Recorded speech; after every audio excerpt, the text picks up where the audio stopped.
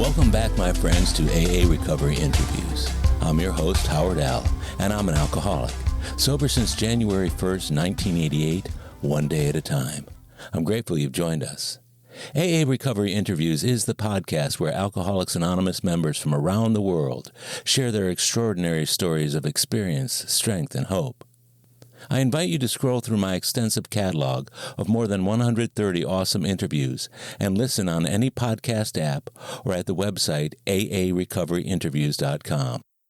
Today's show is an encore episode of my interview with Charlie D. from July 2021. Charlie has been a sober member of AA since July 1997. My guest on today's podcast is a good friend with whom I've shared many AA meetings over the years, Charlie D. Emerging from a relatively normal childhood, Charlie suffered debilitating headaches at age 13 caused by hydrocephalus and underwent the first of 5 brain operations over the next 8 years. By 15, he had begun using alcohol and pot, both recreationally and to relieve his head pain. With sports out of the question, Charlie learned guitar and soon started playing in bands. His alcohol and drug use escalated through high school and college and ultimately through law school. By the time he passed the bar exam and embarked on his childhood dream of being a lawyer, Charlie had become a functional alcoholic, drinking daily as he chased the goal of winning a multi-million-dollar lawsuit. But even after he achieved that goal, Charlie realized that money and acclaim did nothing to fill the spiritual hole in his psyche and left him drinking more than ever, seeking relief and release. In subsequent years, his alcoholism was fueled by a fifth of scotch per day.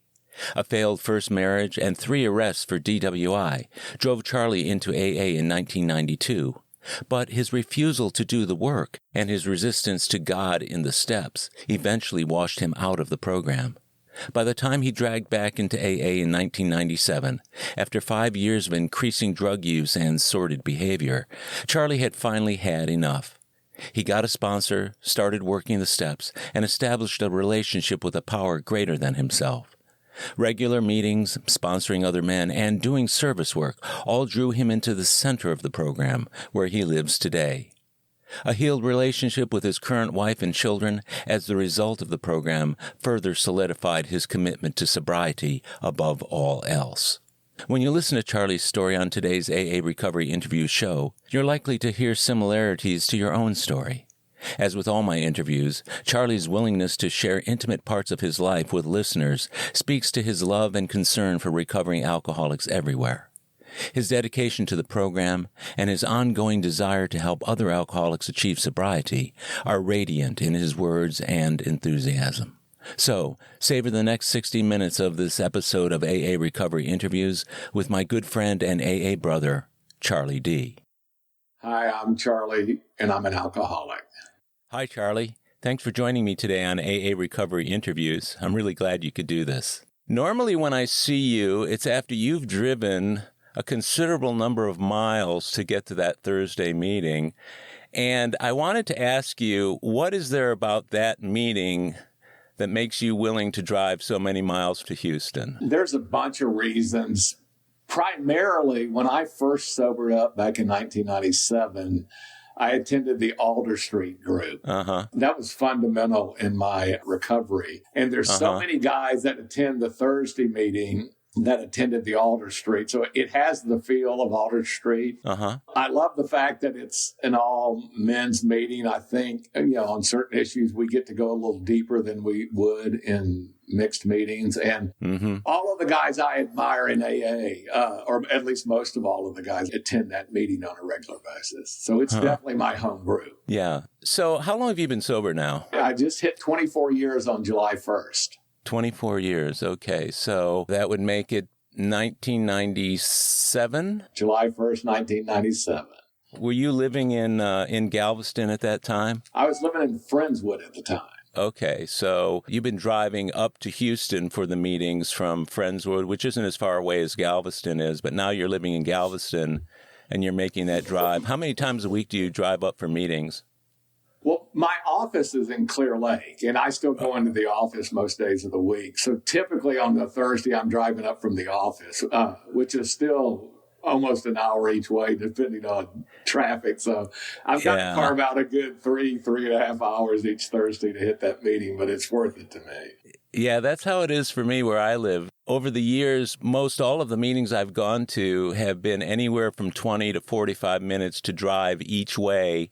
You include another 15 minutes before and after the meeting, plus the hour for the meeting. And you're talking about a 2.5, maybe 3-hour commitment. I love those meetings. And to me, I would drive any distance to go to a bar. So why not drive the same number of miles to go to AA, right? That's my thought. Now, during COVID, what amazed me was how few miles I put on my car during that time. Did you find the same thing? Oh, God. It's unbelievable how few miles we put on both of our cars, my wife and I. Yeah. So in 1997, what was going on in your life that made you come to AA, or had you tried AA previous to 97?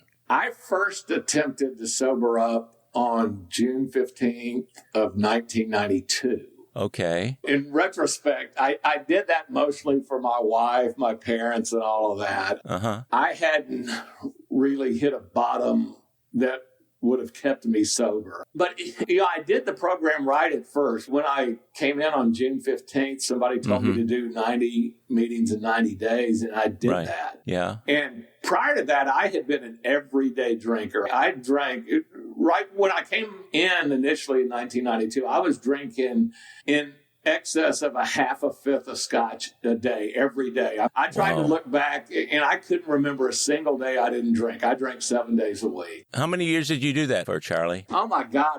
I started drinking when I was about 15. I started drinking and smoking pot at the same time. Yeah. And I loved them both. And when I first tried to sober up in 92, I was 35 years old. And so, I had been drinking and drugging for 20 years prior to that initial attempt. So you started at 15. What were the circumstances under which you started? Is that something that goes back to your family of origin, or what was it like growing up and getting to that 15-year-old stage? Oh, it absolutely was about that. I was a normal kid growing up, playing sports and all of that. Mm-hmm. And then when I turned 13, I started having horrible headaches, and they kept getting worse and worse and worse, and they got so severe that I started seeing double. And my parents finally got me to a neurologist, and I never had a firm diagnosis, but I basically had water on the brain, like hydrocephalitis for an infant, but I'm 13 years old, so it shouldn't have been happening to me then, but it did. So they ended up doing emergency surgery on me, and they put a shunt in my head down to my stomach to relieve the pressure in my head. Oh, wow. And fast forward 18 months,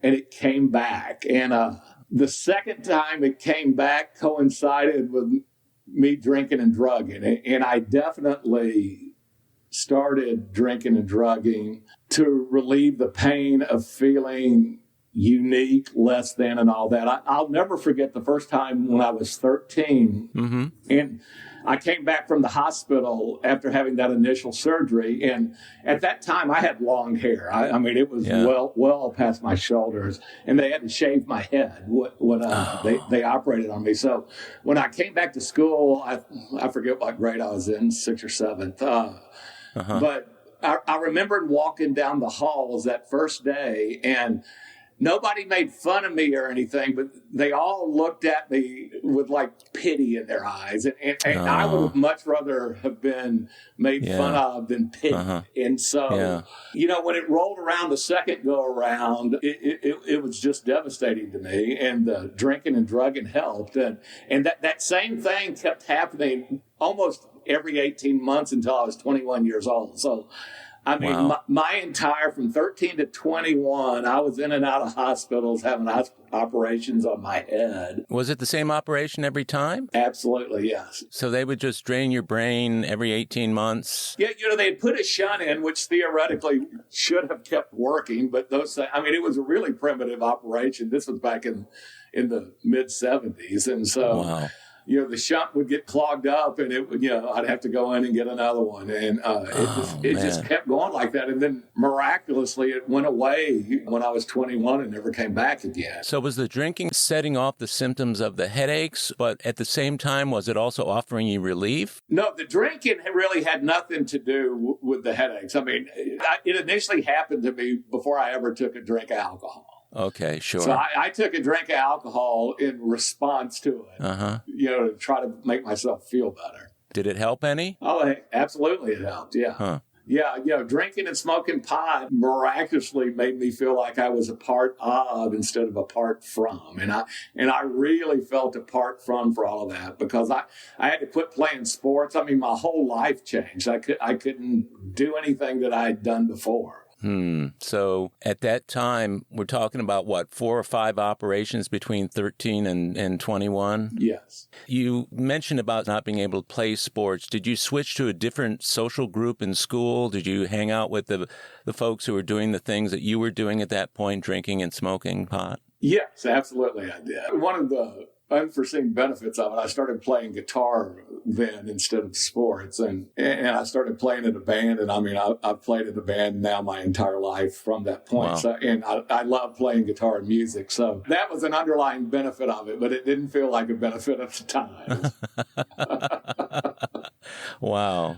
But yes, the crowd definitely changed. I changed to hanging out with the dopers, and there was definitely 2 classes of kids back then. There were the sports kids and the dopers. So as you were hanging out with this group, did they move you into additional types of drugs, or were you mostly just pot and alcohol? In high school, I was mostly pot and alcohol. I would drink only on the weekends in high school, but I smoked pot every day. And, as I got in probably the junior and senior year, I started doing Quaaludes and stuff like that. I loved downers. I dabbled in everything. I mean, I tried cocaine, speed, and all of that stuff, but I really liked the downers. But my drug of choice always was, first and foremost, alcohol. I'm not one of those guys that have to claim I'm an alcoholic in AA meetings, but really was a drug head. I was an alcoholic. That was my drug of choice. When you were in high school, were you in a band at that time, or were you still learning? No, I was in a band in high school, yeah. So were you playing around town or just for fun? But so yeah, we played little gigs at various clubs in town. Especially my senior year, I was 18, and back in those days, the drinking age was 18. So yeah, it was fun. And alcohol and drugs, for the most part, back then were still fun. Yeah, I found that to be the same way. I mean, I didn't really start using pot or alcohol until I was about 17 or 18. But then, it was Katie bar the door after that. So you hit 18. Did you get through high school with reasonably good grades, or were you a functional alcoholic during that time? Yeah, I absolutely was. I always made good grades in school despite the drinking and drugging.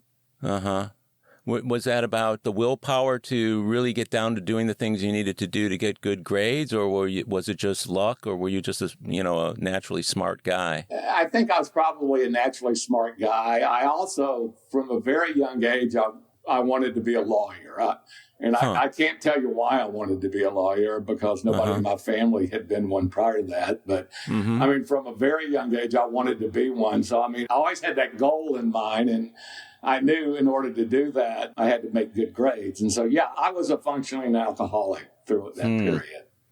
So you went from high school to college. What was your experience like while you were in college with alcohol and drugs? It all just intensified. I'm living by myself at that point. So the drinking started every day as opposed to just the weekends. Yeah. And again, I was still smoking pot every day too. So, I mean, I'd go to class high. I'd take tests high. Not drunk, high.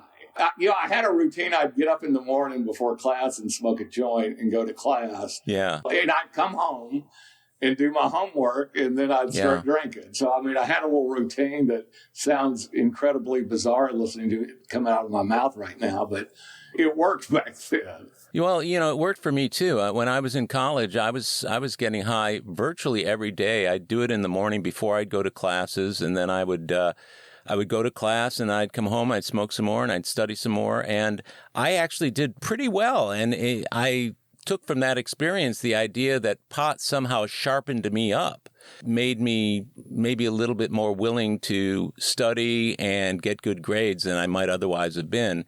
What I found, though, was that my decision-making wasn't all that good while I was smoking pot. And usually because pot led to the alcohol, which then led to me falling down drunk, which wasn't a good thing. Well, I have a very embarrassing story that kind of follows up on your experience about that.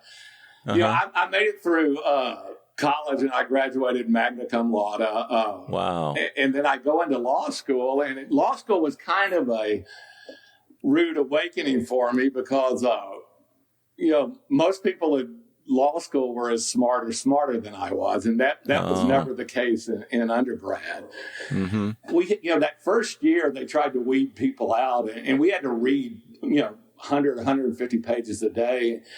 And I came up with the brilliant idea that if I woke up at like 4:35 every morning and took just a line of cocaine, you know, I could do all my reading and get ready for class. And I literally did that every day my first semester.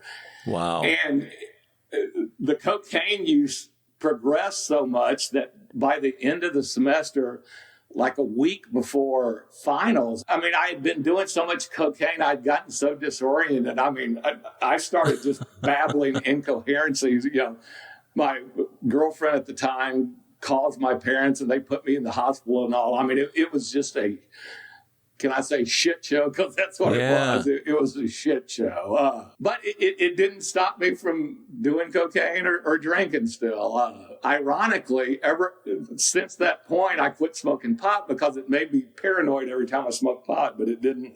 Doing the cocaine, I kept going with that. So, you know, life just progressively got crazier. So you were a daily cocaine user at that time. Most students, I remember when I was in college and I went to a state school, and cocaine was pretty expensive, and it was a luxury item where I went to school.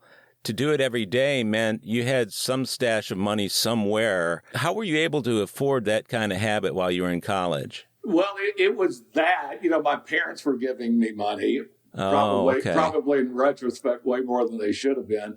And I was selling some of it on the side, too, to friends to minimize the cost to me. So is it safe to say that cocaine fueled your passage from your first year into your second year? And did you continue to do the cocaine as you went on in law school? I did not. It ended up the very first final I took in law school that first semester, I failed the final because I was so kind of disoriented from the cocaine. So that taught me a lesson where, after the first year, the cocaine tapered off. And it was, that was really when I started focusing more and more just on drinking. Did you find a big difference between your study habits or your retention of knowledge and information while you were drinking compared to the cocaine that you had been using? You know, that's hard to determine. I had studied high for so long all the way through college and everything. I didn't have a baseline to say whether, you know, if I had been studying straight versus alcohol versus cocaine. Yeah. It's funny saying this, but I kind of disciplined myself again. In law school, I wouldn't start drinking until after I had studied. Most of the time, anyway. So when there was real work to be done, you had a certain amount of willpower to get it done before you started drinking? Yes. And that was a pattern I followed throughout my life, really. So were you more of a binger, or were you just a kind of a steady drinker throughout the week? At that point, I was an everyday drinker. Was that every day after you'd gotten your work done, or did it progress to anything more than that? No, all during college and law school, it was every day after getting the work done. I hadn't started drinking really before 5 much at that point. Yeah. What was your drinking like at that time? Were you blacking out as a result of drinking, or were you just getting a buzz on and went to sleep and next day on to more studying? No, I blacked out from close to the first time I drank. I mean, in high school, I had blackouts. It didn't happen every time I drank, but I mean, I had plenty of blackouts in high school. And, where you'd wake up in the morning and say to the girlfriend, hey, start telling her a story. She goes, you told me that last night. I have no recollection of it. So I think that was kind of the way for me too. There were days when I would remember more than others about the previous night. I didn't black out a whole lot. If you're blacking out all the time, you've got a great reason to stop drinking, that you're blacking out, right? And you want to stop blacking out, so you stop drinking. I didn't black out enough for that to become the case for me. I always felt like I could hold my liquor, and I usually did, but maybe it delayed me getting sober to a later point because I was able to do that. Did you find that you were informing the future Charlie of what was to come by the kind of drinking that you were doing in law school? Absolutely. And it's funny, it was the perfect storm after law school because once I graduated law school, I went to work for a law firm. And the attorney who was in charge of me, to teach me how to really practice law, he was an alcoholic. And so he and I became best friends. And every night after work, we'd go out and drink. That progressed to, we'd go out at lunch more and more often and have a few drinks as well. It was pretty obvious to everybody but me at that point, in my family at least, that I had a drinking problem. And so I promised my then wife, who was my girlfriend all during college, that I'd show her that I wasn't a drunk, and I vowed to quit drinking for 6 months, and I did. And then the night of the 6-month anniversary, I drank and just picked up where I left off. But I rationalized that 6-month dryness to drink for another 10 years after that. So that desire to stop at that particular junction was more about proving that you weren't an alcoholic than it was a real desire to stop drinking. Absolutely. That was the only desire of it. Yeah. Right. So once you proved that you could stay sober, was that synonymous with proving you weren't an alcoholic? Yes. That helped me rationalize it for the next several years. Near my first attempt at AA back in 1992, before I actually went to AA, and my memory's somewhat unclear on this, but somebody recommended the experiment that our big book talks about, which was, to see if I was a real alcoholic or not. For 2 weeks, I did the deal where I took a jigger. I only drank 2 jiggerfuls of scotch for 2 weeks each night. And those were the worst 2 weeks of my life. I was wondering how satisfying that was. No, it proved to me I was an alcoholic because, the 2 drinks wouldn't quite flip that switch in your head, but it got really close to flipping it. And it was literally just agony not having more drinks. I was never one of those guys that I'd go out to dinner and order a cocktail with dinner and that would be it. Every time I started drinking, I wanted to get drunk. I didn't want to get blackout drunk, and most times I didn't get blackout drunk, but the goal was always to get drunk. And so that experiment showed me that I was an alcoholic. It didn't make me quit at the time, but I understood I was an alcoholic. So, Charlie, I've had 2 or 3 attorneys now on the show, and I like to ask the same question about it. What is there about being an attorney that we find ourselves with more attorneys than perhaps any other single profession in the program? Attorneys, as a general rule, are intelligent. They're purpose-driven. Yeah. The job is incredibly stressful.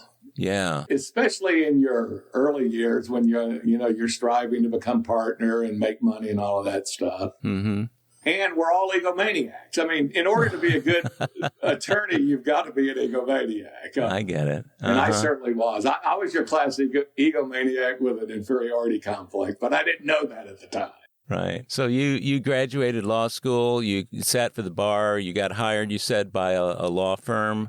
What were the next several years like for you after that and in the practice of law until, let's say, 1992? What was going on during those years? You'd mentioned that you were also married at that time. Yes.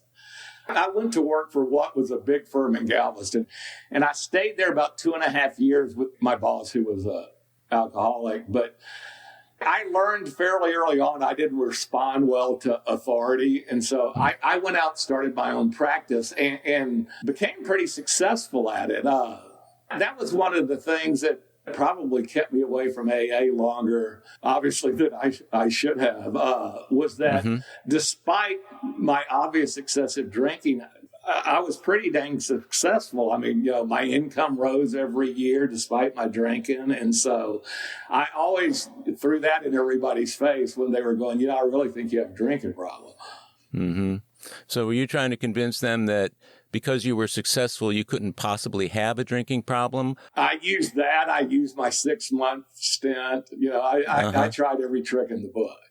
Uh-huh. Yeah. How did they work for you? How did those tricks work? It finally culminated in me going to AA for the first time in 1992, which was, I graduated law school when I was about 25. So I was 10 years into the career when I first attempted to sober up. So did you go straight into AA or did you go through a treatment program, or what were the circumstances that got you to AA in the first place? I went straight to AA. I've never been to a treatment program. Okay. And it was on the heels of, I got arrested for DWI. I always bragged I was never convicted of DWI, but I was pulled over and taken to jail for it 3 times. I just always got out of it because I was a lawyer. And back then, you could get out of it if you were a lawyer. But it was on the heels of that I went into AA. And I did the 90 in 90 days, that first stint in AA, and miraculously my desire to stop drinking went away, which was an absolute miracle considering that I had been drinking every day for, the past 10 or 15 years.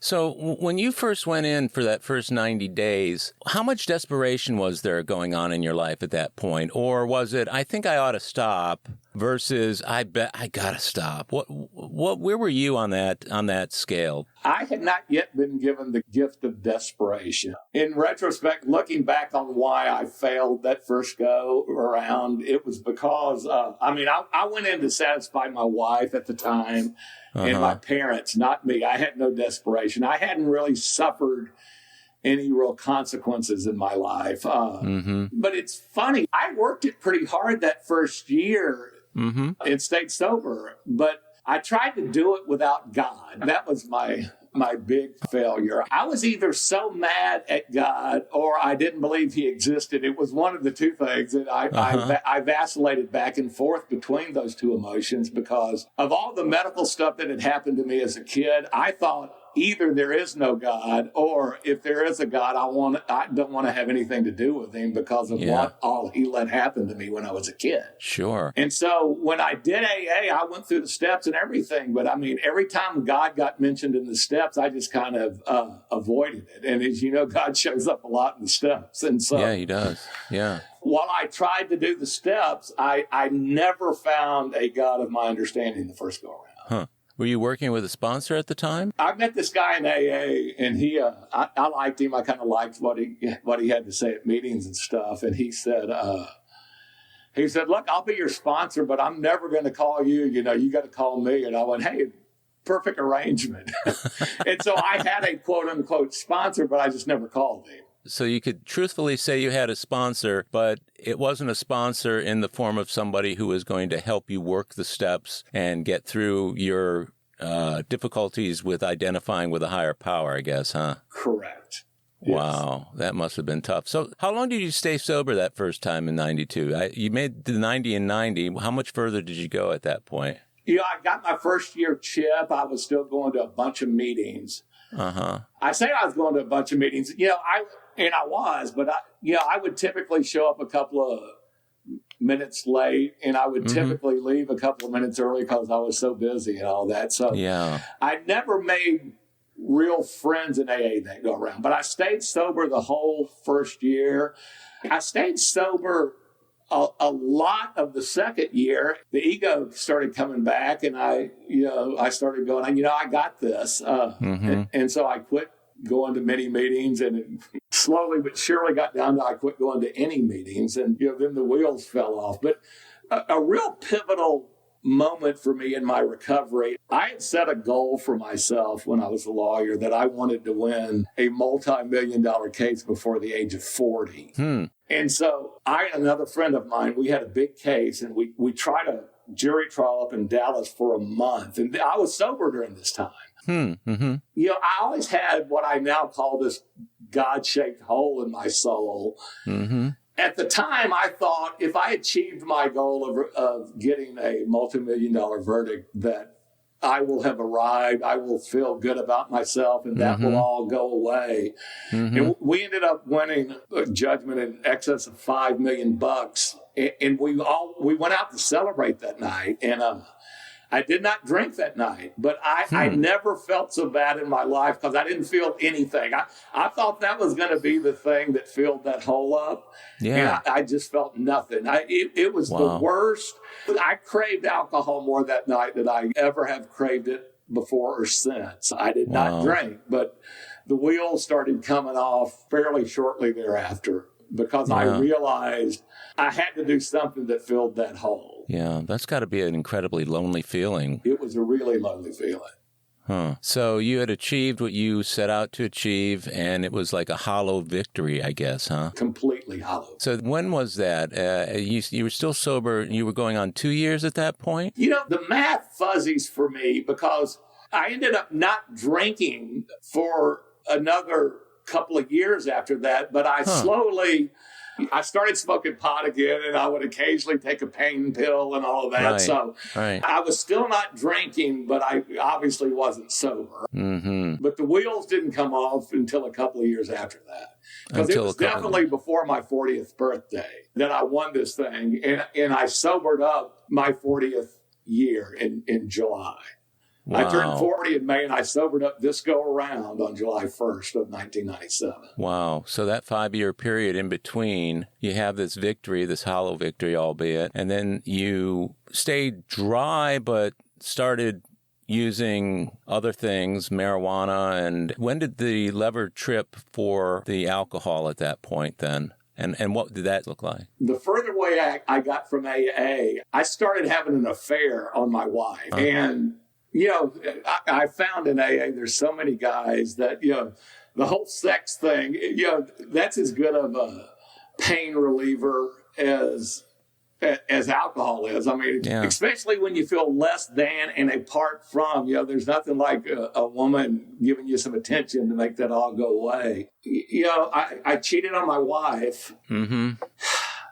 And shortly thereafter, I took my first drink, and God, I can remember it like it was 5 years ago. I ordered a double Chivas and water, and I drank it, and literally the second the first drink went down, I went, oh, shit. And I didn't realize up to that point how important not drinking had been for me. Even though you were just dry. Exactly, yes. And almost instantly at the same time, I went, well, screw it. And you know, I started back up with the vengeance with the drinking.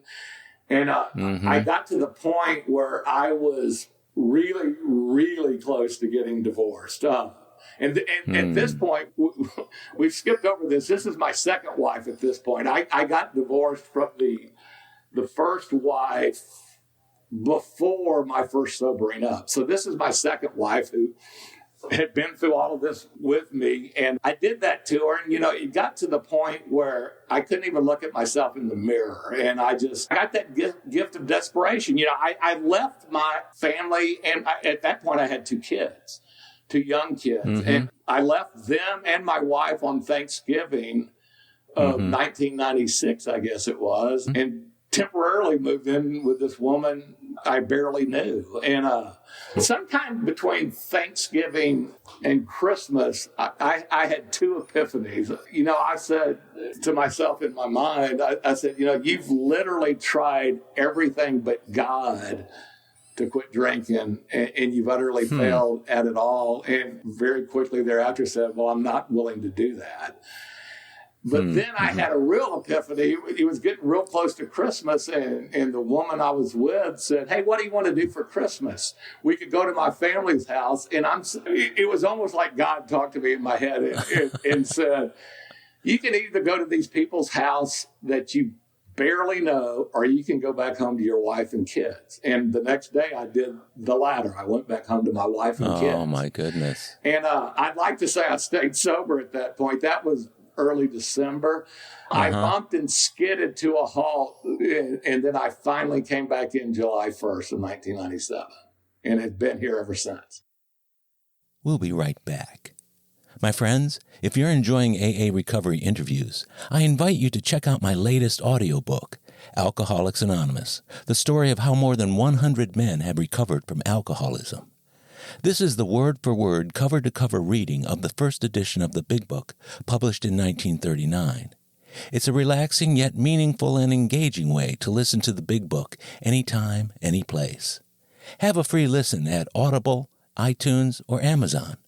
While you're there, search for my other audiobook, Lost Stories of the Big Book, 30 original stories from the first and or second editions missing from the third and fourth editions of Alcoholics Anonymous. It's also available from Amazon as a Kindle book or in paperback if you'd like to read along. You're going to love it. And we're back.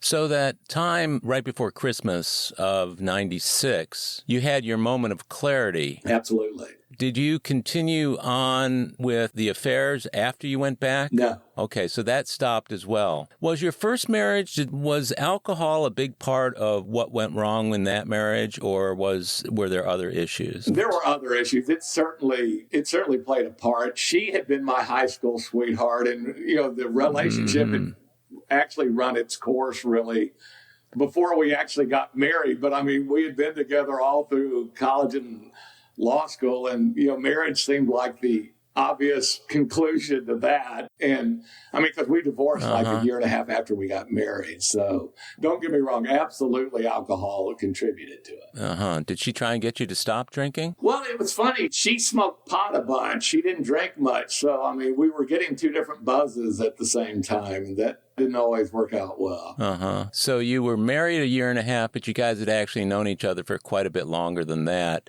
How long before you met your second wife after that divorce? I met her at my first job. She was my boss's, who I was telling you about earlier, legal assistant. Oh, okay. Okay. So relatively short rebound there, huh? Yeah. Wow. For how long did your family, meaning your second wife and your kids, have to see you drunk or engaging in whatever behavior you were doing at the time? When I finally sobered up, my daughter was 9 and my son was 6. And I've talked to both of them a lot about it. My son doesn't remember me being drunk. My daughter does. At what point did you first tell them about your alcoholism and your participation in AA? I told them pretty early on. I mean, they knew when I came back and I went to AA. I mean, I think I told them immediately. Because AA absolutely saved my marriage and saved everything from it. How did you feel when you went back to AA? Did you feel like you had finally just been beaten? Was there any sense of disappointment or whatever else that you had to go back to AA, that you couldn't do it on your own, or were you ready and willing at that point? I was ready. I was absolutely desperate. I had given up every set of morals I ever tried to live by. I was in absolute desperation. I luckily found Dan D., who we all know and love, as my sponsor. And Dan and AA literally saved my life and my marriage. I mean, at that point, I was willing to do anything he told me to do. Yeah, I've known Dan for well over 30 years, and he's an amazing man and has done an extraordinary job with the men that he's sponsored, and you being one of them. I think it's incredible. So you had a sponsor who finally put you to work, and did he work with you on the spiritual aspect of the program? Big time, yes. Yeah. It was funny. One of the things he did in retrospect was genius was, I tried to say, hey, well, look, I've already worked the steps. Let's just stay. And he goes, no. We're going to start from step 1, and we're going to work one step every 2 months. Initially, that really bothered me because I wanted to blow through it and be able to tell my wife, see, I've done it and all of that.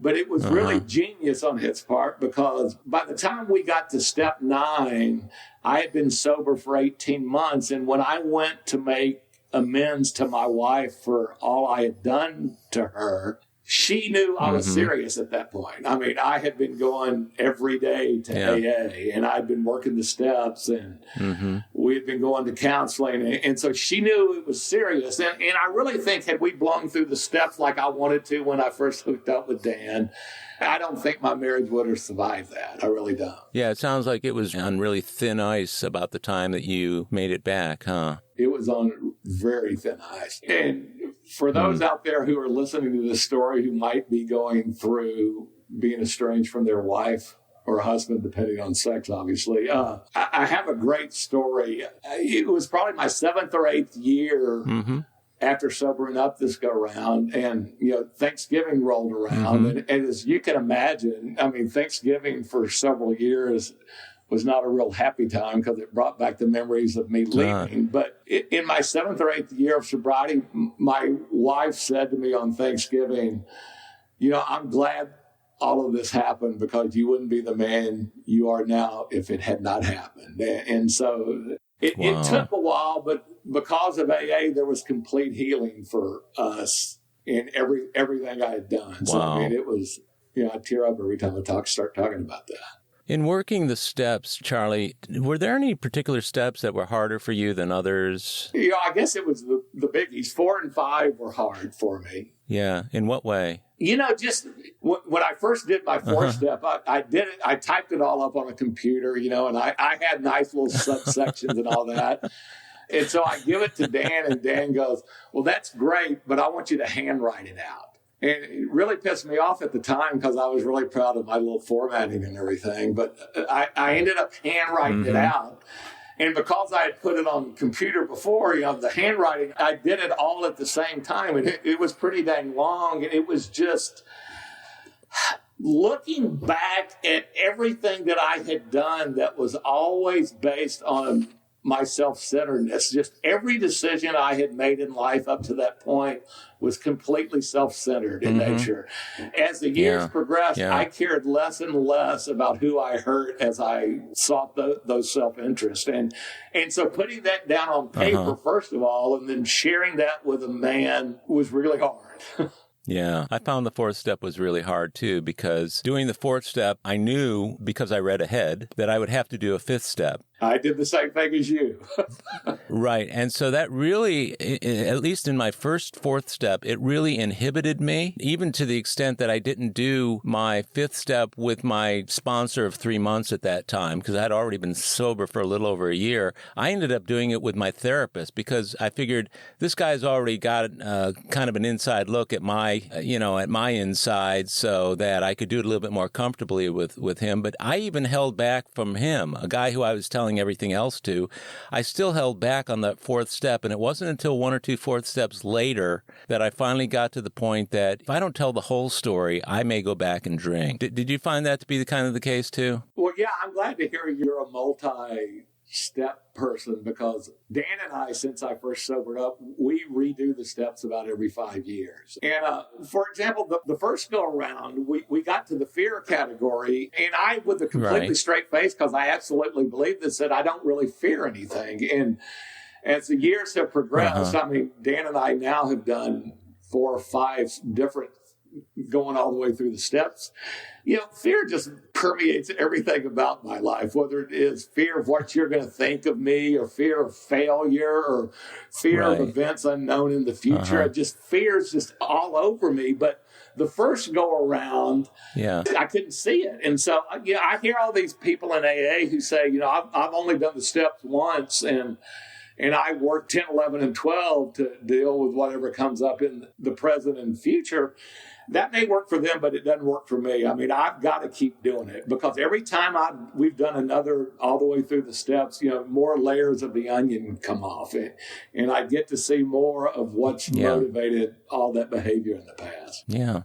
And the good thing about doing it with the same guy every time, and I've done that with my sponsor now of 32 years, is that I think in the subsequent fourth steps I've done, I've had a tendency to rehash fourth step items that were on previous fourth steps. And the good thing about doing it with somebody who you've done it with before is they can remind you, you dealt with this once. What was there about the way we handled this last time that makes you feel like you have to do it this time?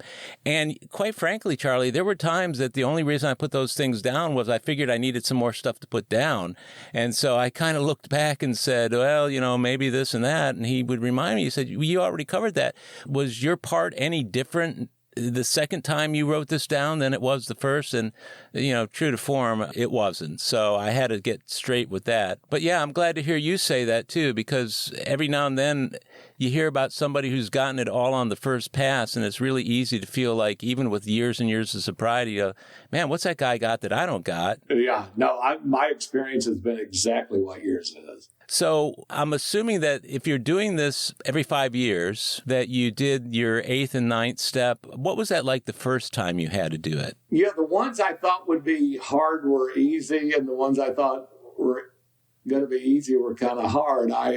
In what way? Well, when I did, I really dreaded doing my wife, obviously, because, of the extent of harm I had done to her. And she was very, very sweet, accommodating, receptive, forgiving. It was just, I sweated that one out, and it was just a really great experience for our relationship. What were your expectations? I didn't know. I mean, I thought, she was going to come out with some resentments that were still lingering, which God knows she deserved to have them at the point, but that just didn't happen. That was a real turning point for us. But I thought my dad would be easy, because my dad was always my biggest cheerleader and all of that. And so I went and did it with him. And I was expecting him to say something like, oh, don't worry about it. We're all good. And he goes, at least you're not that person anymore. It was, wow. Okay. Yeah. And my mom had passed away. She was alive when I sobered up the first go around, but she passed away when I was in my marijuana and pill maintenance program between the two, sobering up. So I ended up having to just write her a letter and try to make an amends I thought to myself, well, I'm just going to make a living amends to her, that I'm not going to be that guy anymore. And I've tried my best to live up to that one. If you were to grade yourself, what grade would you give yourself? I'd give myself a good B+. I mean, I am not the guy that came into AA on July 1st of 1997. I'm certainly not perfect, but I am not that guy anymore. The deal is, though, I can become that guy, and I have no doubt about that. If I quit going to AA, if I quit talking to my sponsor, if I quit praying to God every day, that guy's still in me, but I'm getting the daily reprieve because I have made it my life's mission to keep AA number one in my life, because everything good in my life flows from me being in the center of the herd with AA. Yeah, well, I find that is the same for me, that my disease is one that wants me to forget the good things and start dwelling on some of the bad things. Remembrance of the bad things has never done very much to keep me sober. It's all the good things that are out there that I'm missing that I need to be focused on. Like you, I made my amends when I made them.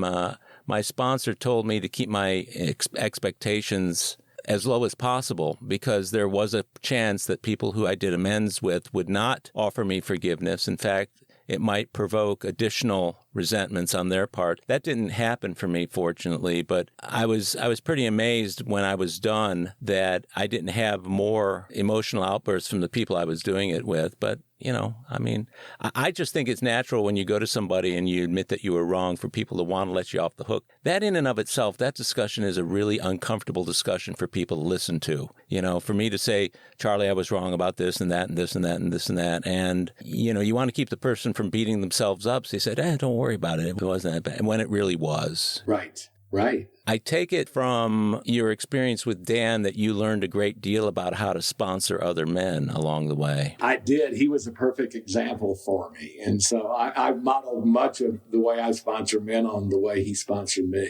What was your experience with your first sponsee like? How long was it before you hooked up with somebody to sponsor? I started sponsoring pretty early on, probably second or third year, I guess, because I again saw and listened to guys like you in the program that I admired talking about how important working with others was. So I figured once I had finished going through the 12 steps, I was told by Dan, you've done the 12 steps now, you need to start working with other people. How did you find them, or did they find you? They mostly found me. By and large, it was people seeking me out.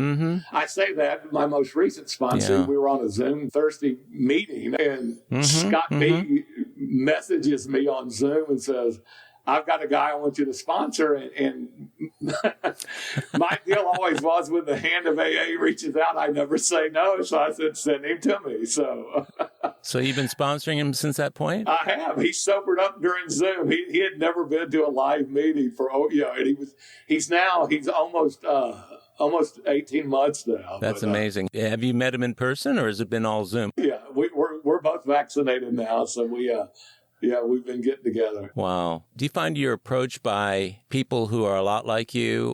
Well, it's funny you asked that. 5 years or so ago, I guess, this guy came to me and asked me to sponsor him. And his story was almost identical to mine. I mean, he was an egomaniac with an inferiority complex. He had cheated on his wife. And God really has a sense of humor putting the two of us together, because it was so raw for me. I mean, it made me relook at who I was 24 years ago in this man. And every time he talked about rationalizing his behavior and all, it was literally painful for me to meet with him a lot of times, because I could see myself in almost every word coming out of his mouth. Wow. I think I learned way more out of that sponsorship than he did. He went back out again, but boy, did it help me. When he went back out, did he contact you, or have you found out anything about him? I kind of adopted Dan's rule. If I'm your sponsor and you go back out, I'm not going to sponsor you again. I'll be your friend, but I'm not going to sponsor you again. So this guy went out. I get that. He then called me back up, and I violated that rule, and he talked me into sponsoring him again, and he went out again. So it's a pretty good rule, I think. Yeah, well, I think it's a good rule, and I'm kind of the same way. It depends on the circumstances under which somebody goes out. I've had that experience before, and my question always is, what of the things that we talked about that were true for you the first time you were sober turned out not to be true to the extent that you had to go back out and drink over it? Usually they don't have a good answer for that, so it's always a sign that perhaps they need to be working with someone else. And I've had guys who I haven't been able to reach who others have, and God bless them. Absolutely, yeah. So as you're looking at your sobriety over the past 24 years, Charlie, are there any things that stick out in your mind that were particularly challenging times that you might have questioned whether or not you'd be able to stay sober through them, or took you right up to the edge? The answer is no. I've never seriously considered taking a drink in that entire 24 years. I, again, credit that to staying in the middle of the herd and making AA my number one priority. I've had many painful life experiences during those 24 years. And one of the most painful for me, and it's a telling AA story, is that probably 2 months into my sobriety this go around, Dan D, we went to a Saturday morning meeting, and he asked me to go to breakfast afterwards with him and a group of AA dudes. And so I did, even though I didn't really want to. And at that meeting, he introduced me to Bob B. And Bob B and I had an instant connection. I mean, we sat there and talked for probably 2.5 hours that morning. And I told him things that I had never told anybody in my life. And I had just met him that morning. And he and I became fast friends. And for everybody who knew Bob B, during his prime in AA, if somebody had asked me, name the top 3 guys that are never going to go back out, Bob B would have been at the top of my list. And as you know, Bob got away from the herd, and he's no longer with us anymore. And when all that was going down, I came to so many Thursday meetings that I'd text him and go, Bob, your office is really closed. Come on over. And he never would. And I just, we could all kind of see the writing on the wall, and there was nothing we could do about it. And that whole episode was really, really painful for me. But I mean, it gave me a very important AA life lesson, which is that could easily be me if I don't stay close to you guys.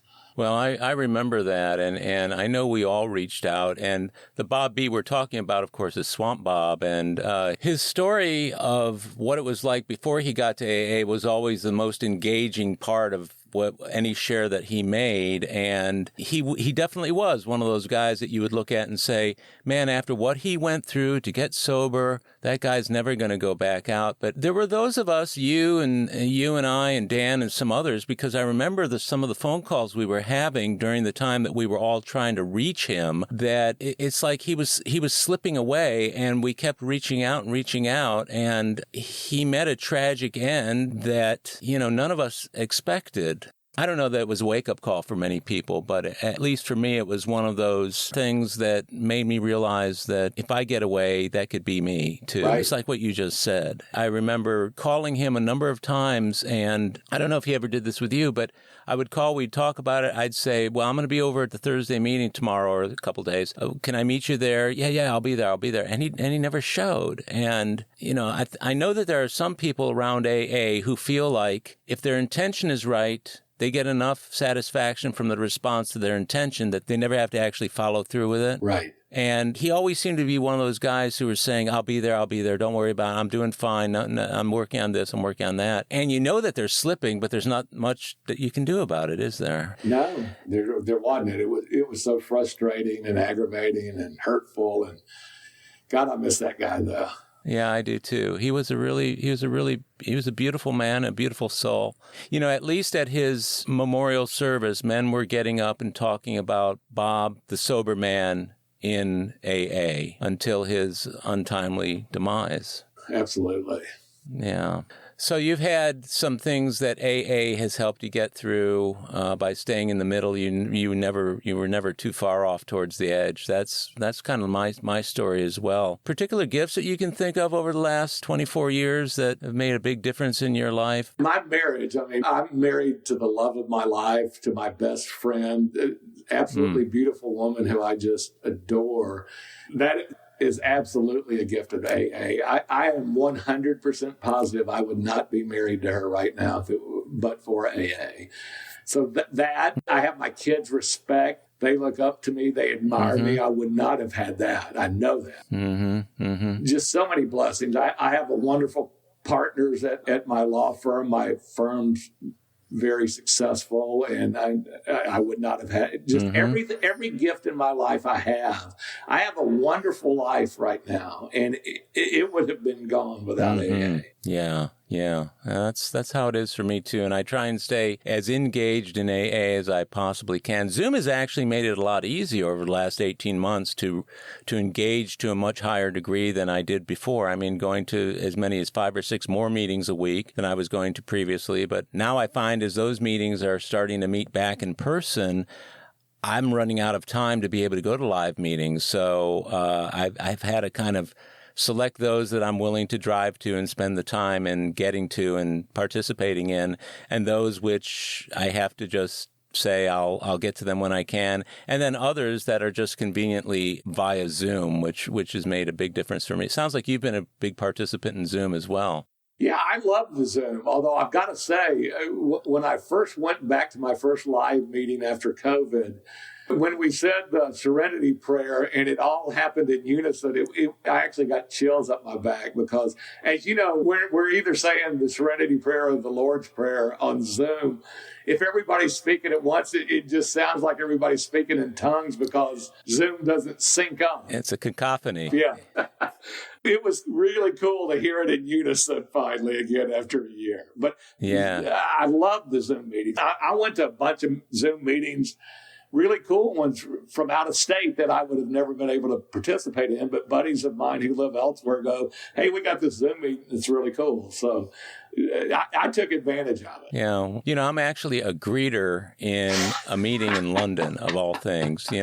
That it's only because I showed up and I started saying hi to everybody. And, to me, it's not a big deal to say hi and meet people and get there a little early and get to know some people. And they said, why don't you be the greeter? I said, sure, I'll do it. And I do it every week. And when I'm not there, people send me text messages saying, where are you? And that's kind of neat. But I enjoy the Zoom as well. It's allowed me to re-engage in a way that is really special and important in my life. Howard, you don't know how important your greeting and your hugs are to so many men at the Thursday meeting. I mean, I remember when I first came there, and God, it had to be 15 years ago now or something, but whenever it was, you greeted me. You shook my hand at the time, but the second go around, you remembered my name, and we started giving each other hugs. And you're one of the best huggers. Yeah, I love your hugs. Well, thanks. I appreciate it. I love yours too. And you're one of the most approachable people. That's one of the things I'll say about you is you are highly approachable. There are some men who, just by their demeanor, kind of say, I'm a little bit rough. But your demeanor in a meeting before and after is, I'm there for you, just you collectively. And I think that's a real gift to be able to project that kind of availability to men and your ability to be able to let them know that you care. And the fact that you're such a terrific friend to a lot of guys and especially to your sponsor, and the fact that you and he are so close. I just love Dan, and of course I love you, but it's amazing to see you guys in the same meetings whenever you're there at the same time. I know you come up and you go to lunch. He and I co-sponsor each other now, which is kind of unusual and wouldn't work for everybody, but it works great for me and him. What does co-sponsorship look like for you? Whenever we get together, we'll start off with me one week and go, okay, tell me what your week's been like, and any ups and downs or hurts or whatever, and I'll talk for 15 minutes or so, and then we'll switch over to him. And it ebbs and flows. Mm-hmm. He, as you know, Dan has MS, and physical challenges of that have been really heavy for him lately. So I've been taking more of the weight of the relationship, but that always ebbs and flows. I mean, I'm happy to take it because, my God, that man's done everything for me. And it's a beautiful symbiotic relationship we've got co-sponsoring each other. And we literally know everything about anything in each other's lives. And I've got the same kind of relationship that you have with Dan, with my sponsor, that, we're more than just sponsor-sponsee. We do, I guess you could say, co-sponsor, but it's like a best friendship. And there's one person in the world outside of maybe my spouse that knows more about me than anybody else. And that's important. That's absolutely Dan for me. Yeah, absolutely.